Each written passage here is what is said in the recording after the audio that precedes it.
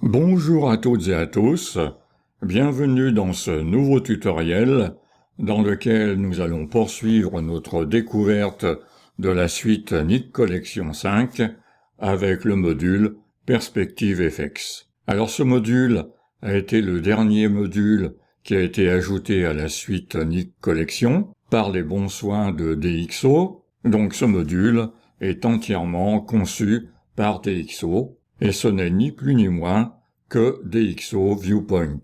Qu'est-ce que c'est que DxO Viewpoint?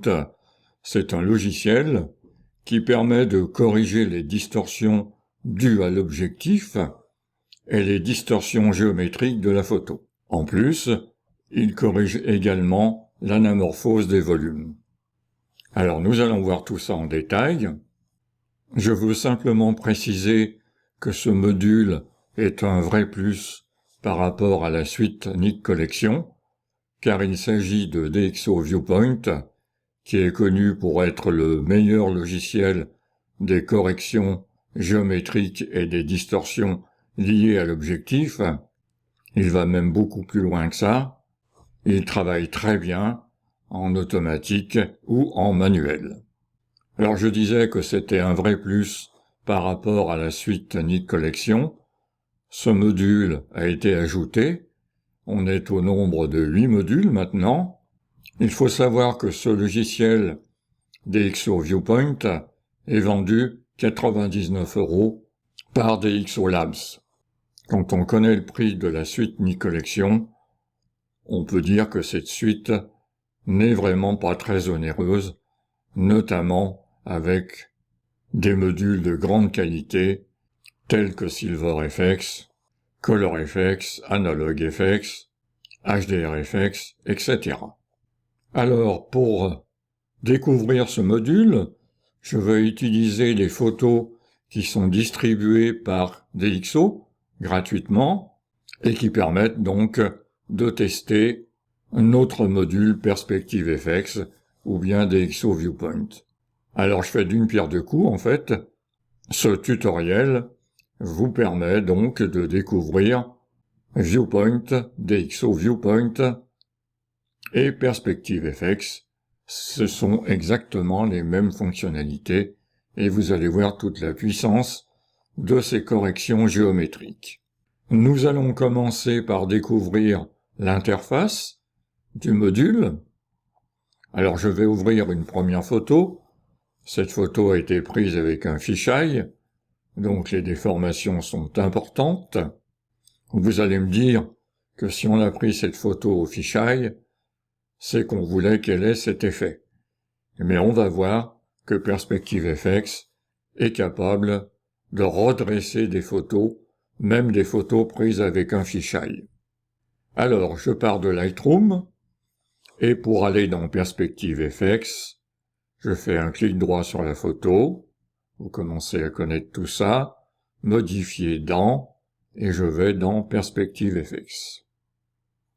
Les paramètres d'exportation, donc toujours les mêmes, je vous les détaille pas réellement, je vous conseille toujours de travailler en TIFF, dans l'espace colorimétrique ProPhoto RVB et en 16 bits par couche. Je fais une copie avec les corrections Lightroom, c'est-à-dire que je vais avoir une copie virtuelle avec les corrections apportées par Perspective FX. Je clique sur Modifier et normalement Perspective FX va s'ouvrir. Voilà, alors je l'ai redimensionné pour qu'il soit en plein écran pour cette vidéo.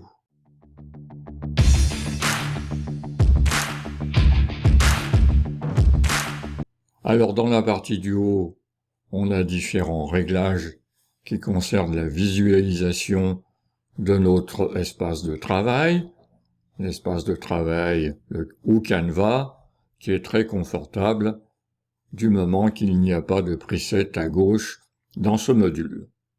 Et à droite, classiquement, vous avez tous les réglages inhérents à Perspective FX. On va les prendre dans l'ordre et dans le détail. Donc on a plusieurs panneaux. Un panneau distorsion qui concerne les corrections de l'objectif. Un panneau déformation de volume, donc ça corrige l'anamorphose des volumes. On reviendra dessus pour bien préciser de quoi il s'agit.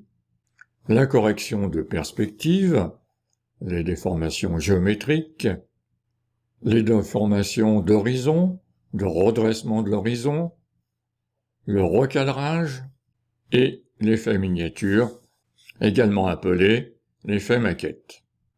Donc de gros plus par rapport à un logiciel classique de correction des déformations géométriques. On a la déformation de volume et l'effet miniature, et on verra que dans les différents panneaux, les autres panneaux, on a des réglages très intéressants et très puissants. Dans la barre du haut, nous avons les différents modes de visualisation, de comparaison aussi. Alors, le premier icône, c'est l'image avant et l'image après. Alors là, ça veut rien dire. Je vais faire une modification. Je vous expliquerai après comment ça fonctionne, hein. Ne vous inquiétez pas. Voilà.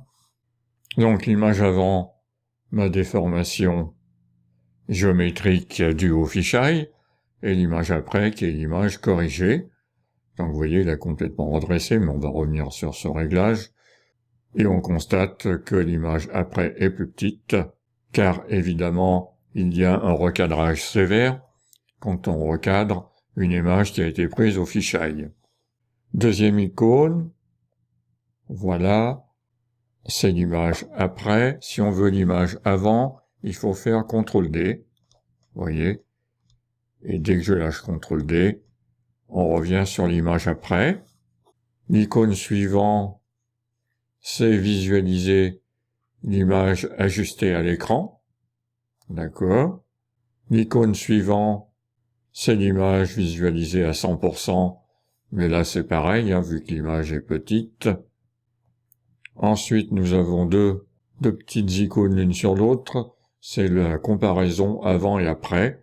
Quand je clique sur cette icône et que je maintiens le clic, je vois avant. Dès que je lâche le clic, je vois après. Et le dernier icône, c'est l'affichage de la grille. Donc une grille qui vous aide dans le redressement des perspectives. Alors cette grille peut être paramétrée. Pour ce faire, en bas de l'écran, en bas de la zone de travail, vous avez des icônes qui vont être variables en fonction de l'opération que vous êtes en train de faire. Ici, j'ai accès aux réglages, les réglages du logiciel, donc la langue, la couleur du fond, et la taille de la grille se trouve donc ici, avec un curseur. Vous voyez, vous pouvez augmenter ou diminuer la taille de la grille. La case à cocher en dessous, c'est pour afficher ou pas la taille de l'image, ici. Je trouve que c'est intéressant de l'afficher. L'icône du bas, ensuite, c'est rechercher les mises à jour automatiquement. Et la case à cocher, qui se trouve tout en bas, la dernière, c'est envoyer les rapports d'erreur à l'éditeur. Donc là, je n'ai rien modifié, je ne vais pas enregistrer, je fais annuler, et le dernier icône en bas, le point d'interrogation, ça vous permet d'afficher via Internet le guide utilisateur de Perspective FX. Donc Perspective FX se trouve ici, et donc là vous avez le guide utilisateur avec ses différents chapitres. Donc vous voyez, vous avez toute l'aide nécessaire pour savoir comment fonctionne Perspective FX. Mais un tuto, c'est bien aussi. Je reviens dans mon logiciel. Sur la droite, donc, on a dit on avait les différents panneaux de réglage. Et puis là, on a une icône en haut, là, qui permet d'activer le mode plein écran, c'est-à-dire que vous désactivez la barre Windows. Voilà. Nous allons donc rentrer dans le vif du sujet, c'est-à-dire dans les différentes fonctionnalités, et nous allons commencer par ce qui concerne la distorsion de l'objectif.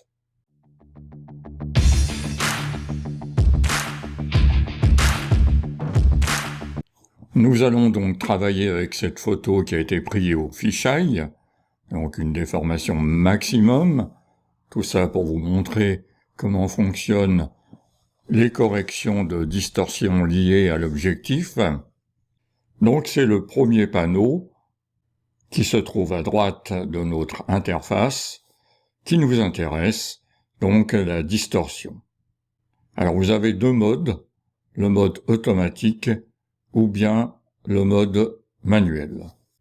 Par défaut, il ouvre le mode automatique, et là on s'aperçoit qu'il y a un problème.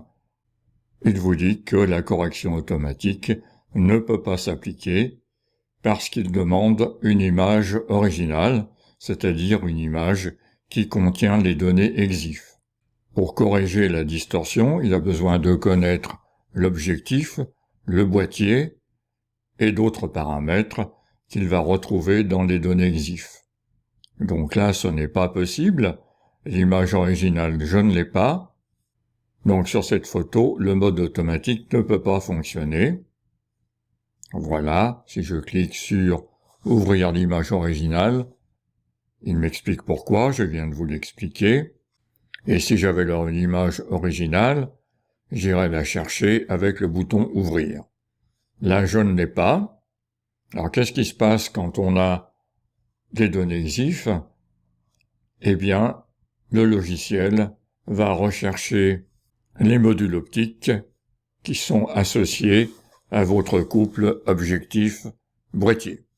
Et avec ces modules optiques qu'il va télécharger s'ils n'existent pas déjà dans votre logiciel, il va pouvoir corriger les distorsions liées à l'objectif ainsi que le vignettage lié à votre objectif.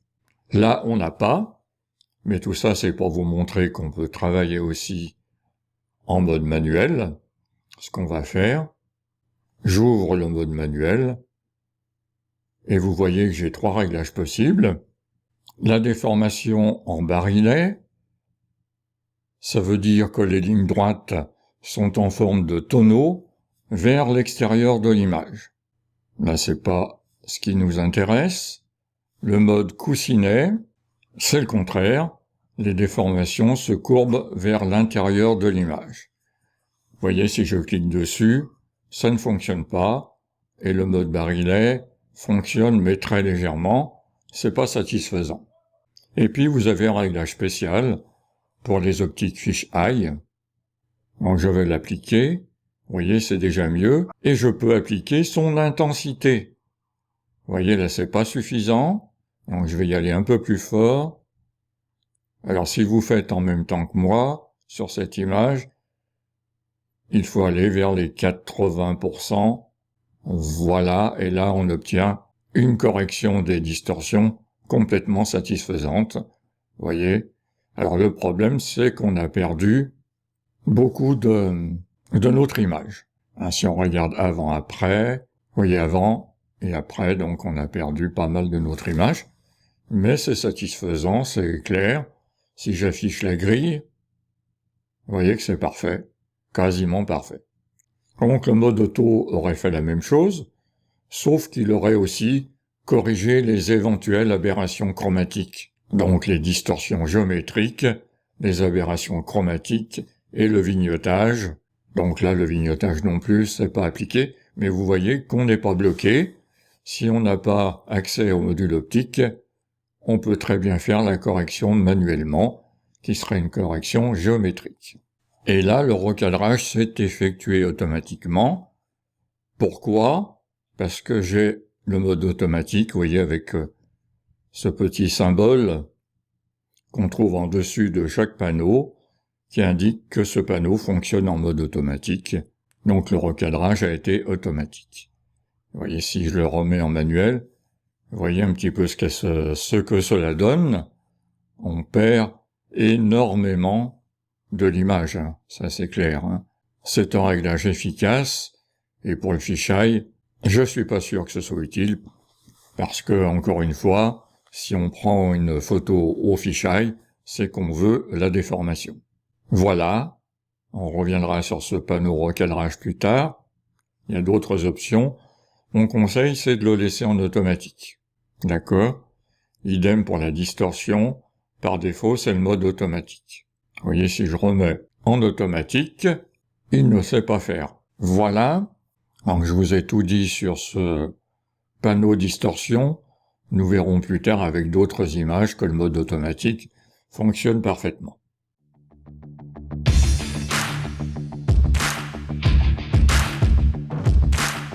Alors, le second panneau que nous découvrons, c'est la déformation de volume. Alors, je l'ouvre. Alors, pareil, comme je suis en mode automatique, par défaut, je l'avais désactivé tout à l'heure, hein, c'est pour ça que je l'ai pas. Là, pour cette photo également, je n'ai pas donné de données XIF, donc la correction de la distorsion de l'objectif ne s'applique pas. On va pas le faire, parce qu'on va travailler sur la déformation du volume. Alors, petite précision sur la distorsion, puisqu'on en parle, que j'ai oublié de vous dire dans la partie précédente, c'est que si vous faites les corrections de distorsion dans Perspective FX, ce que je vous conseille, car les modules optiques de DxO sont les meilleurs sur le marché, ne la faites pas dans Lightroom auparavant, ça ferait double usage, et ça risque quand même de se contrarier. Et en plus, vous avez quelque chose de meilleur dans Perspective FX. Alors, il est conseillé de bien faire les corrections de distorsion en premier quand vous travaillez sur une photo. Pourquoi? Parce que si on fait d'autres corrections géométriques, les corrections de distorsion de l'optique vont servir au calcul des corrections suivantes. Voilà, mais là on va pas le faire. On va très bien corriger l'anamorphose des volumes. Alors c'est quoi l'anamorphose des volumes? C'est la déformation des volumes qu'on va constater sur les bords d'une image qui est prise au grand angle. Si on photographie un groupe de personnes au grand angle, plus conséquent que celui-ci, hein, qui occupe toute la photo, vous allez avoir une forte déformation des personnages qui se trouvent à gauche et à droite de votre photo. Ça, c'est dû à l'objectif de grand angle qui va donc étirer les volumes à droite et à gauche, donc sur les bords du grand angle. Alors là, c'est le cas. Alors c'est moins flagrant, j'ai pas trouvé de meilleure photo, donc j'ai pris la photo exemple de Perspective FX. Vous voyez, le personnage à gauche est déformé. Donc on va voir qu'on corrige ça assez facilement. Alors à notre disposition, on a deux boutons. Un bouton qui va jouer, comme son icône l'indique, sur la déformation horizontale et verticale, et un autre bouton qui va jouer sur la déformation en diagonale. Donc là, c'est difficile de savoir lequel il faut utiliser, donc il faut essayer. On va essayer le premier bouton. Vous voyez que c'est pas mal. Ça redresse déjà bien notre jeune fille à gauche. Voilà, je désactive. Et si j'essaye l'autre en diagonale, ça fonctionne aussi, mais moins bien. Enfin bon, c'est une question d'intensité aussi qu'on peut régler, hein. Vous voyez, en jouant sur l'intensité, on voit même mieux ce qui se passe. Et vous voyez qu'avec la déformation diagonale, je perds pas mal d'images à gauche, hein. Alors que sur les déformations verticales et horizontales, ça fonctionne pas mal, et je perds beaucoup moins d'images sur les bords. On va essayer de jouer un petit peu sur l'intensité horizontale, comme ceci. Faut pas trop en faire non plus. Et sur l'intensité verticale, ça fait pas grand chose. C'était bien une déformation horizontale. Pareil, hein, le recadrage est automatique, car il est activé en mode automatique, hein. Il y a toujours un recadrage quand on corrige des déformations géométriques, ce qui paraît normal, hein. Alors je suis désolé, J'aurais voulu trouver une image un peu plus pertinente, mais là, on s'aperçoit un petit peu comment ça fonctionne. Mais essayez sur vos photos de groupe, quand vous faites des photos de mariage ou des photos de groupe de vos amis, sur un groupe important, et que vous le faites avec un grand angle, vous aurez cette anamorphose des volumes sur les côtés.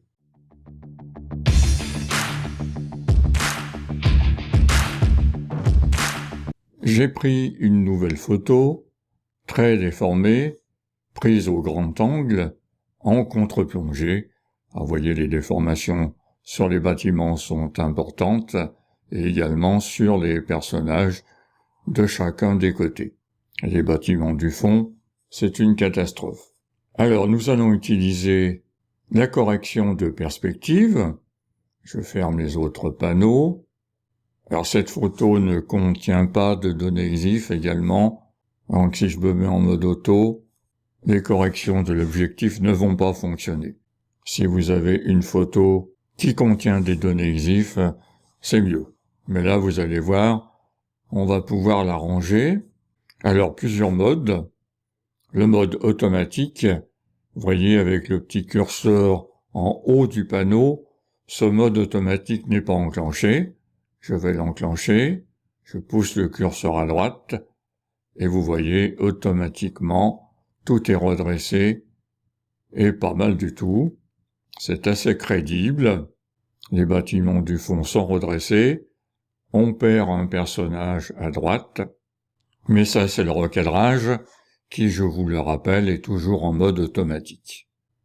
Vous voyez, si je le désactive, vous voyez qu'il faut faire un recadrage important parce que la déformation est importante. Donc, en mode automatique, ça marche pas mal. Alors, vous avez plusieurs façons d'activer le mode automatique. Donc, vous avez 3 options qui s'appellent autocorrect. Là, on joue sur les verticales et les horizontales. C'était le meilleur pour cette photo, à mon avis. On peut jouer sur les verticales uniquement. Ça fait pas mieux. Ou bien sur les horizontales uniquement. Là, ça fait pas mieux. Ça dépend de votre photo, bien évidemment. Si je désactive le mode automatique, je reviens à la photo d'origine. C'est ce que je veux faire pour cette démonstration. Alors ça, c'était les 3 modes automatiques, et vous pouvez bien entendu jouer sur l'intensité également. Je vous montre à nouveau. Voilà. Et vous voyez qu'il faut vraiment y aller à fond sur cette photo. Je réinitialise la photo, et sur certaines photos, le mode automatique ne fonctionnera pas, ou fonctionnera mal. Donc on a d'autres possibilités. On peut régler les corrections avec 2 verticales. C'est ce premier bouton sur lequel je suis. Voilà, donc il affiche la photo, non recadrée, avec 2 lignes verticales. Alors on peut changer la couleur de ces lignes. En bas, c'est une nouvelle option, vous voyez, c'est l'option de 2 lignes verticales, la couleur de la ligne avec le nuancier que vous connaissez bien. On commence à fond. Alors on va laisser en jaune, là, ça va très bien. Alors je peux déplacer ces lignes verticales sur une ligne verticale de référence. Donc on va la laisser sur ce côté droit.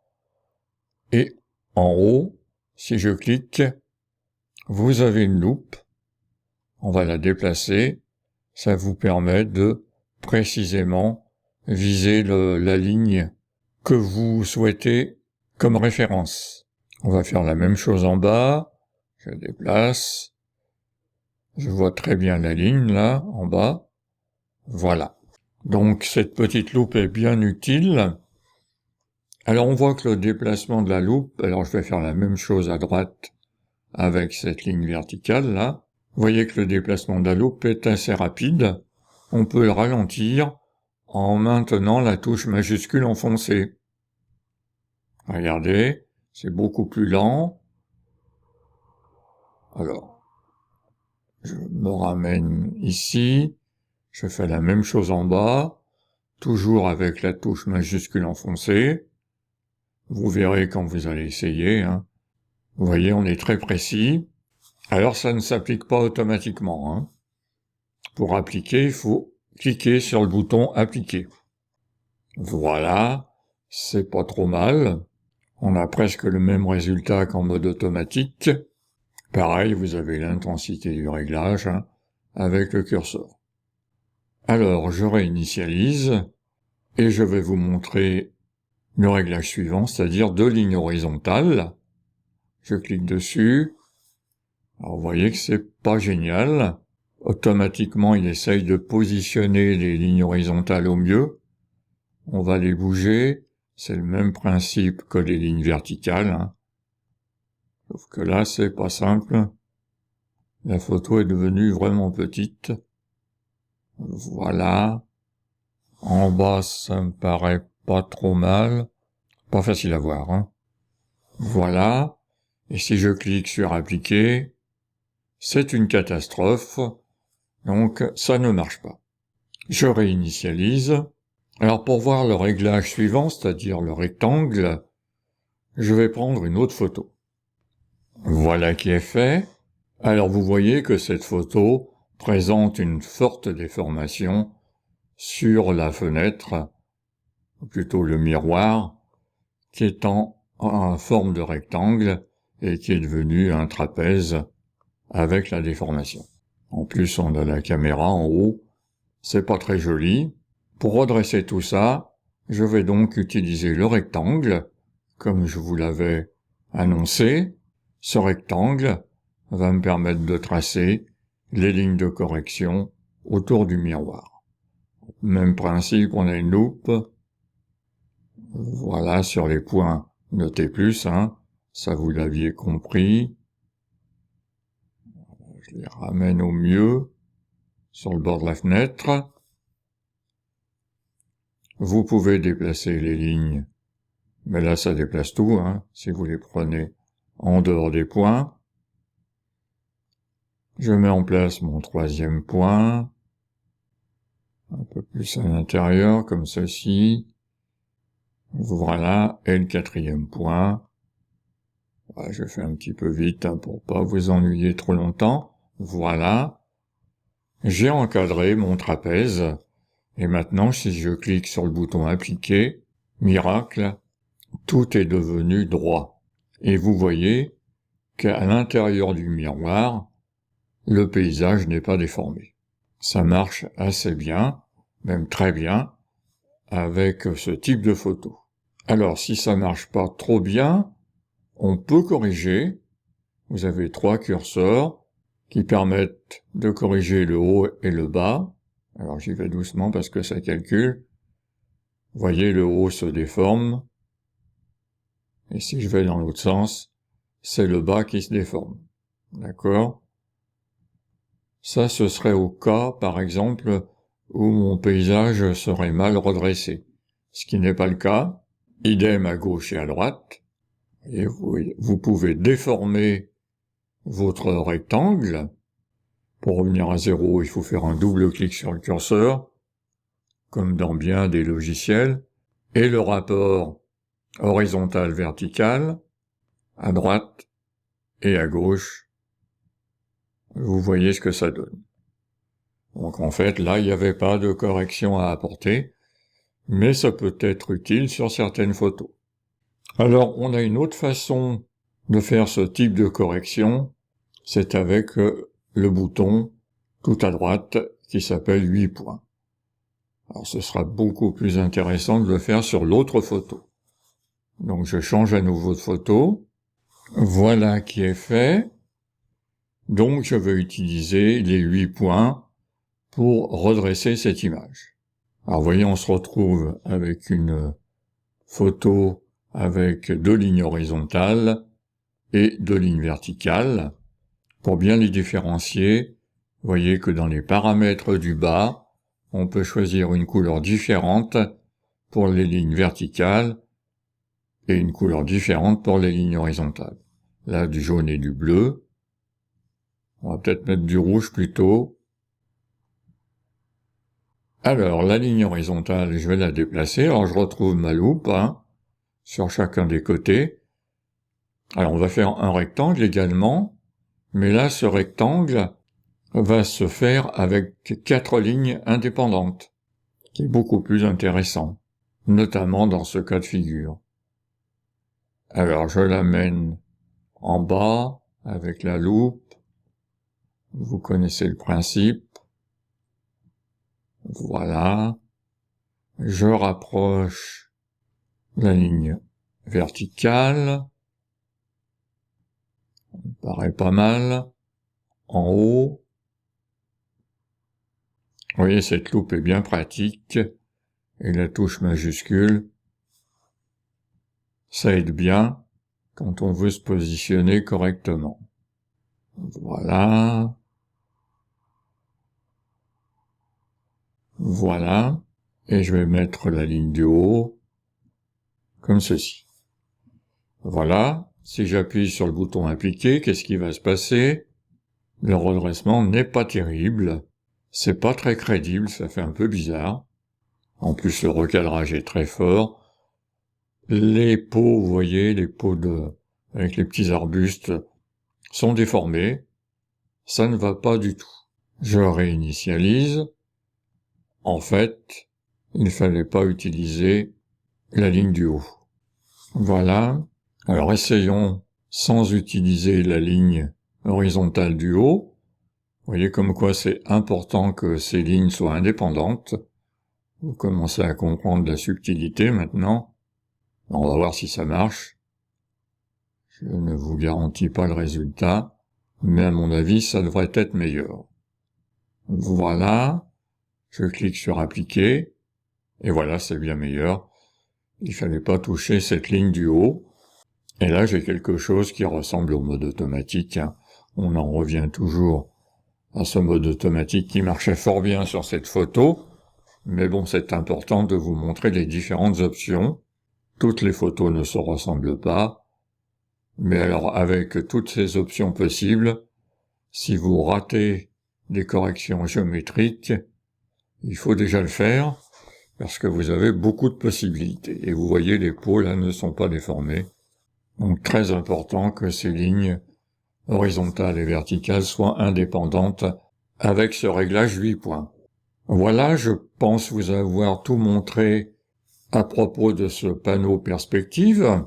Nous allons passer au panneau suivant qui concerne l'horizon.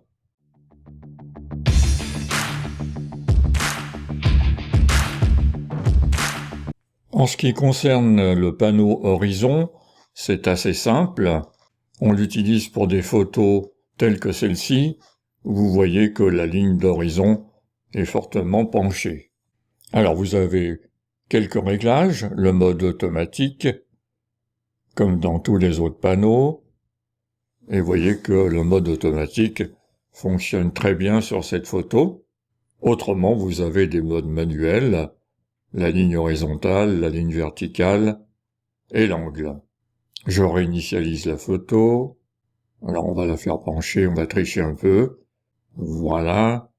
Avec la ligne horizontale, donc il suffit de tracer une ligne, toujours avec les mêmes principes que vous connaissez maintenant, la loupe, etc. On fixe 2 points. On va suivre la ligne d'horizon, qui est simple à trouver là. Voilà. Et je clique sur le bouton appliquer. Et voilà, l'horizon est redressé. On peut aussi jouer sur une ligne verticale. Alors je sais pas trop dans quel cas de photo on peut l'utiliser. Là, je peux pas vous le montrer sur celle-ci. Et nous avons l'angle manuel. Alors, c'est très sensible. Voilà. Donc, vous voyez un réglage tout simple pour les photos dont la ligne d'horizon est penchée. Ensuite, nous allons nous intéresser au recadrage. On en a déjà parlé, mais je vais vous montrer toutes les options. Voilà, pour ce faire, je vais prendre une autre photo.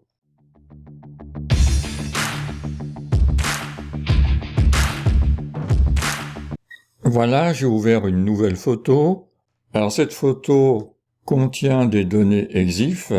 Je voulais vous montrer une photo sur laquelle la distorsion de l'objectif en mode automatique va fonctionner. Donc, il trouve les données XIF, il reconnaît donc l'objectif et le boîtier, et il s'aperçoit qu'il n'a pas les modules optiques nécessaires dans sa base actuelle. Donc, il me demande de les télécharger. Voilà. Il reconnaît très bien mon boîtier, le Nikon D610, avec le 24-120, et il me demande de télécharger ce module. Je le fais. Alors, vous voyez, c'est très très rapide. Et tout de suite, vous avez vu l'effet de la correction de la distorsion. Je peux régler l'intensité. En général, on la met toujours à 100%. Et il a bien reconnu le boîtier, l'objectif. Alors, ce qui nous intéresse dans cette partie, c'est le recadrage. Je vous ai dit qu'il était mieux de le mettre toujours en automatique. Alors, ce que je vais faire, je vais redresser l'horizon, là, qui est un peu tordu, me semble-t-il. Je suis obligé de le faire avec la ligne d'horizon parce que ça n'a pas marché terriblement bien en automatique. Voilà, je vais trouver à peu près la ligne d'horizon. J'applique. Voilà, ça me paraît un peu plus correct comme ça. Je vais désactiver le recadrage automatique. Voilà, et vous voyez, le recadrage s'est effectué quand même assez sérieusement. On peut le faire en manuel. Voilà, donc vous avez la ligne des tiers qui s'affiche, et là on essaye de cadrer au mieux, sans déborder sur les parties noires. Alors là, je peux déborder sur les parties noires, ça c'est assez gênant, et je n'aurai pas ce problème si je coche « Contraindre le recadrage ». Alors pour vous montrer l'impact de la case à cocher « Contraindre » dans l'image, je dois désactiver le mode automatique de la distorsion, et là je peux cocher, là je réinitialise, et là vous voyez que si je pousse le cadre en dehors de l'image recadrée, c'est-à-dire dans la zone noire, c'est pas possible, car j'ai ce garde-fou, en quelque sorte, qui est contraint le recadrage, que je vous conseille d'utiliser. Alors là je vais appliquer, voilà, et vous avez les options de ratio de l'image, conserver le ratio original, et vous pouvez changer 16/9, 5K, vous trouvez un petit peu tout, 1 pour 1, tiens, on va s'amuser à recadrer en 1 pour 1, voilà, à peu près comme ceci, appliquer. Voilà, donc des options en fait classiques au niveau du recadrage. Nous allons voir le réglage suivant, le dernier panneau de notre logiciel, c'est l'effet miniature, qui n'est pas vraiment une correction géométrique, mais ça peut être intéressant pour faire des effets spéciaux.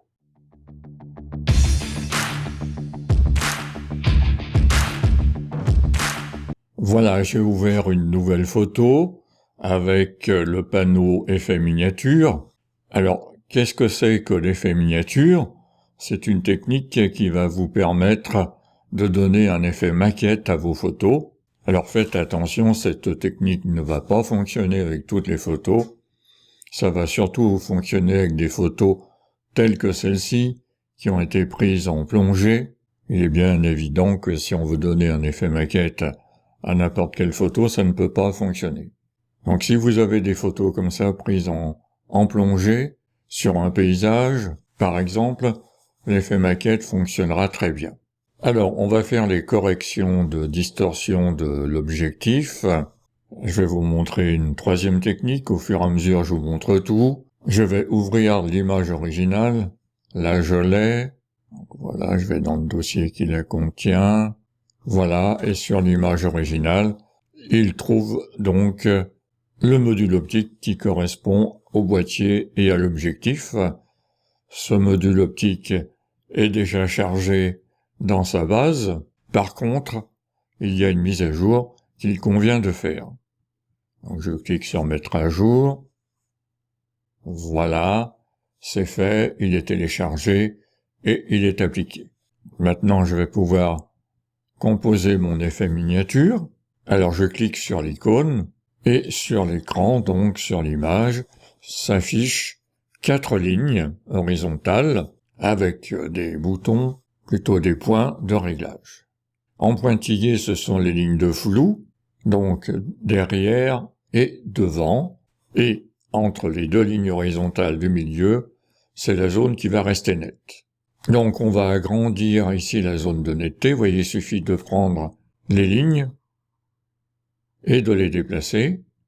Alors pas prendre par les points là, mais bien par les lignes. Voilà. Le point central va me permettre de décaler ma zone de flou, ma zone de netteté, pardon, et donc mes zones de flou, par là même. En haut, j'ai une zone de flou qui va de la première ligne horizontale jusqu'à la ligne pointillée. Je peux maîtriser cette ligne de flou. Alors vous voyez, quand je déplace une zone de flou, ça déplace symétriquement la zone de flou, ici, la zone avant. Si je veux pas de ce déplacement symétrique, c'est-à-dire que je veux pas 2 zones de flou identiques en taille, je décoche position symétrique. Vous voyez la case à cocher ici. Et là, j'ai des déplacements qui sont indépendants. Et avec les points du bas, alors le point central, on a vu à quoi il servait, les 2 points du bas vont me permettre d'orienter avec la souris en rotation et en déplacement également mes zones de flou. Alors, je vais légèrement les incliner comme ceci. Voilà. J'agrandis un petit peu mes zones de flou. Voilà. Ça me paraît pas mal. Et on peut régler la valeur du flou. Alors pour régler la valeur du flou, c'est le petit bouton là. Et vous voyez, quand je positionne le pointeur de la souris dessus, il y a un curseur qui s'affiche qui me permet de donner plus ou moins de flou. Là, je vais en donner pas mal derrière, 75 à peu près. Pour le flou avant, on s'aperçoit qu'il s'est déplacé de manière symétrique, c'est-à-dire que j'ai la même valeur en haut et en bas. Ça, je ne veux pas. Si je ne veux pas, c'est simple, on va décocher le bouton flou symétrique. Voilà. Et là, je vais le faire moins important devant. Je vais le mettre à une 40aine à peu près. Voilà. Un petit peu agrandir cette zone de flou. Déplacer un petit peu le point central. Voilà. Et avec ces zones de flou, alors là, je l'ai pas bien travaillé, hein, ça permet de donner cet effet maquette à mon image qui a été prise en plongée. Alors dès qu'on sort le pointeur de la souris de l'image, les lignes disparaissent, hein, c'est pas un bug, c'est normal. Hein.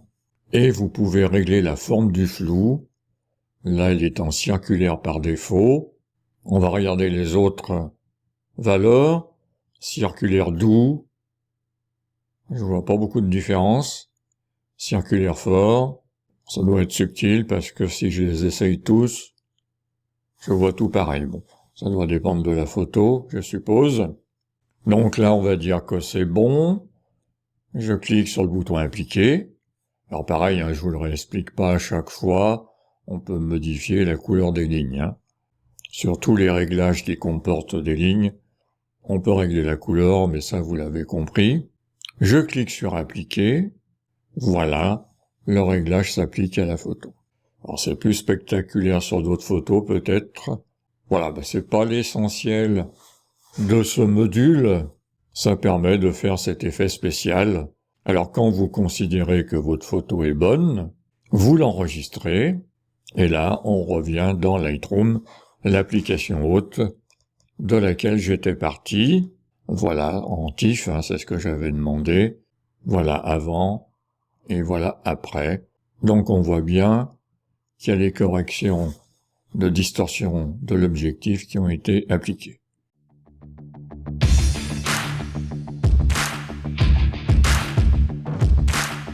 Voilà, je vous ai montré toutes les possibilités de Perspective FX de manière détaillée, comme à mon habitude. En résumé, on peut dire que DxO Viewpoint, donc Perspective FX, est connu pour être le meilleur logiciel de correction géométrique, et c'est une très bonne chose qu'il ait été intégré gratuitement dans la suite Nik Collection. On a vu que ces fonctionnalités sont très complètes et très efficaces à la fois. Il est surtout excellent dans sa partie correction de la distorsion de l'optique, et dans sa partie correction de perspective.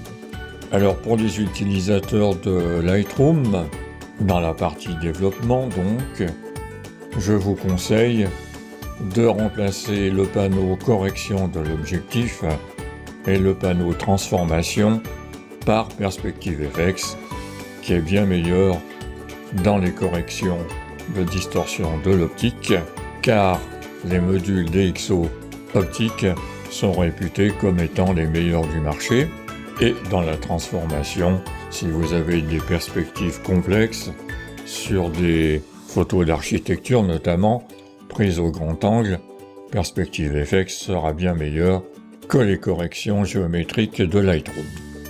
De plus, sur les photos de groupe prises au grand angle, Perspective FX va corriger de manière brillante l'anamorphose des volumes. On n'a pas cette fonctionnalité dans les corrections géométriques des autres logiciels de développement connus. Voilà, ce tutoriel se termine. Je vous remercie infiniment de l'avoir suivi et je vous donne rendez-vous à très bientôt pour un nouveau tutoriel.